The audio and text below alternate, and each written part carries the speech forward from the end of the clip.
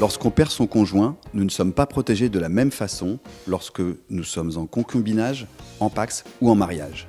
La loi prévoit en effet des régimes différents de protection en fonction de ces modes de conjugalité. Lorsque vous êtes en simple concubinage, il n'y a aucune protection pour le conjoint. Lorsque vous êtes en pax, une certaine protection, à minima, est prévue pour le survivant. Lorsque vous êtes marié, la protection est beaucoup plus large et protectrice pour le conjoint.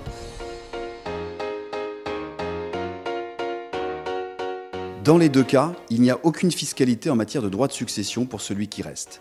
Néanmoins, en cas de mariage, celui qui reste est beaucoup mieux protégé par la loi parce que l'on appelle un système d'usufruit en présence d'enfants qui permet de conserver la jouissance et les revenus.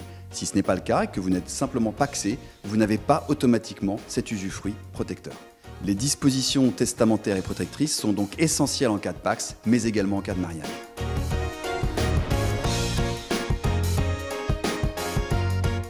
Dans les deux cas, des dispositions devant un notaire sont essentielles. En cas de pax, même s'il n'y a pas de droit de succession, le conjoint n'hérite pas s'il n'y a pas de testament.